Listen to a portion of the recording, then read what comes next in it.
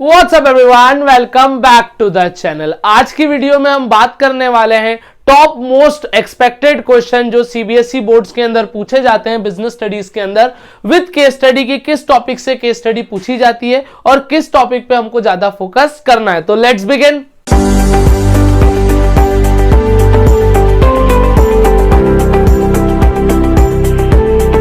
सबसे पहले इस वीडियो के अंदर हम लोग कवर करने वाले हैं चैप्टर 1 से लेके 4 तक टॉप मोस्ट एक्सपेक्टेड क्वेश्चन जो बिजनेस स्टडीज के अंदर पूछे ही जाते हैं। ये क्वेश्चन कुछ इस प्रकार के हैं जो लगभग हर साल बोर्ड एग्जाम के अंदर पूछे जाते हैं। सबसे पहले चैप्टर 1 से स्टार्टिंग करते हैं। ये चैप्टर वाइज मैंने आप लिख के रखा है, आप चाहो तो इसका स्क्रीनशॉट ले सकते हो। मैं एंड में 2 मिनट का आपको क्या दे दूंगा, टाइम दे दूंगा आपको स्क्रीनशॉट के लिए। सबसे पहले जो डेफिनेशंस है, सारे चैप्टर की डेफिनेशन आपको करना क्या है बेटा, मस्ट है। ये तो आपको छोड़ना ही नहीं है, चाहे फर्स्ट चैप्टर हो, सेकेंड हो, थर्ड हो, फोर्थ हो, या आने वाले दोनों पार्ट्स के अंदर जितने भी चैप्टर हो उसकी डेफिनेशन आपको क्या करना है, अच्छे से करना है। फिर टॉपिक की बात करें तो हमारा पहला टॉपिक आता है इंपॉर्टेंस ऑफ मैनेजमेंट, की मैनेजमेंट की क्या क्या इंपॉर्टेंस होती है, उसके पॉइंट्स याद करना और उसकी आएगी आपके पास केस स्टडी फॉर्मेट के अंदर वो पूछा जाता है। आगे बढ़े तो अगला आता है importance of coordination. Importance of coordination कई बार पेपर के अंदर डायरेक्टली ही पूछा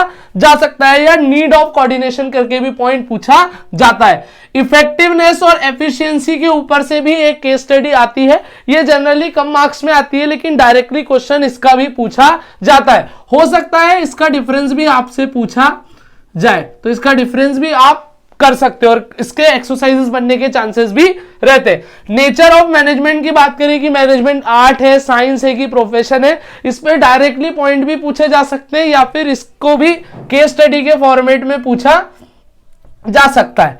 आगे बात करते हैं तो लेवल्स ऑफ मैनेजमेंट की मैनेजमेंट की कौन सी लेवल है, top level, middle level, lower level, तीनों लेवल से रिलेटेड एक केस स्टडी पेपर के अंदर आपको देखने के लिए मिल जाएगी कि कोई एक व्यक्ति है वो किस लेवल पे काम करता है तो उसके कुछ फंक्शंस बता दो। तो ये टॉपिक भी आपको अच्छे से पढ़ना है। फिर आपको पढ़ना है फियोल और टेलर, हेनरी फियोल और एफडब्ल्यू टेलर के डिफरेंसेस की, उनके जो प्रिंसिपल है वो किस चीज पे फोकस करते हैं। बुक के अंदर इसका एक डिफरेंस दिया हुआ है। फिर आगे बढ़े तो प्रिंसिपल ऑफ हेनरी फियोल और एफडब्ल्यू टेलर के प्रिंसिपल्स प्लस टेक्निक्स, क्योंकि टेलर ने प्रिंसिपल भी दिए थे और टेक्निक्स भी दी थी, तो दोनों हमको क्या करना है, डिफरेंशिएट करना है। डिफरेंशिएट मतलब अलग अलग मैंने एक साथ लिखी है, आप अलग अलग कर लीजिएगा। यदि बात करें हेनरी फियोल के प्रिंसिपल्स की तो पहला आता है डिवीजन ऑफ वर्क, दूसरा आता है अथॉरिटी एंड रिस्पॉन्सिबिलिटी, तीसरा esprit de corps, remuneration, subordination of individual interest to general interest, और अगला आता है स्केलर चेन। स्केलर चेन के ऊपर बेसिकली एक केस स्टडी बन सकती है। बाकी ये सारे पॉइंट्स आपको अच्छे से क्या है, पढ़ना है। फिर टेलर की बात करें तो पहले आ रहे हैं टेलर के प्रिंसिपल, ये मैंने लाइन खींच दी है, यहां तक है हमारे टेलर के प्रिंसिपल और नीचे हमको उसकी दी हुई है टेक्निक्स। आगे बात करें तो science not rule of thumb, harmony not discorded, cooperation of not individualism, इसके ऊपर से कई बार केस स्टडी भी आ जाती है। तो अगर आप टॉपिक अच्छे से पढ़ लेंगे तो ऑटोमेटिकली भी केस स्टडी सॉल्व कर सकते हैं। आगे बढ़े तो अगली आती है टेक्निक्स। तो टेक्निक हमारे पास 3 टेक्निक इसमें बेसिकली पूछी जाती है, एक फंक्शनल फॉर्मेनशिप, मेथड स्टडी और differential piece wage rate system. यदि मैं बोलूं तो टेक्निक के ऊपर से ज्यादातर चांसेस है केस स्टडी के आने के, ठीक है, केस स्टडीज ही पूछी जाती है इसके अंदर। चलो अब आगे बढ़े हमारे थर्ड चैप्टर की तरफ। तो थर्ड चैप्टर में सबसे पहले मैंने आपको बोल दिया कि डेफिनेशन आपको हर चैप्टर की क्या है, कंप्लीटली पूरी पढ़ना है। तो पहला आ रहा है हमारा इंपॉर्टेंस ऑफ बिजनेस एनवायरनमेंट की, बिजनेस एनवायरनमेंट की क्या क्या इंपॉर्टेंस होती है। फिर डायमेंशंस की बात करें तो क्या क्या डायमेंशंस होते हैं हमारे बिजनेस एनवायरनमेंट के, विद एग्जांपल। ये ध्यान रखिएगा कि आपको इसके एग्जांपल भी याद होने चाहिए। फिर एलपीजी पॉलिसी के बारे में भी आप थोड़ी सी इंफॉर्मेशन रख सकते हैं क्योंकि आपको एलपीजी के बारे में भी पढ़ना है। फिर थोड़ा सा आगे बढ़े तो चैप्टर नंबर 4 पे हम लोग आ गए हैं।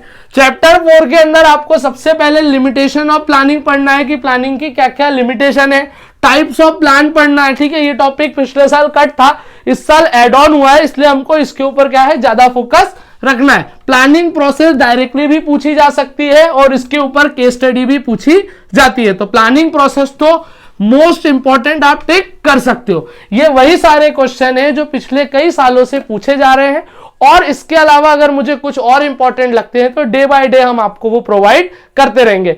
यदि आप इसके बाद 2 पार्ट और आएंगे, यदि आप चैनल पर नए हो तो चैनल को सब्सक्राइब कर देना, और अगर ये वीडियो आपको थोड़ी सी भी हेल्पफुल लगती है तो अपने दोस्तों तक पहुंचा देना। Keep supporting. Thank you everyone.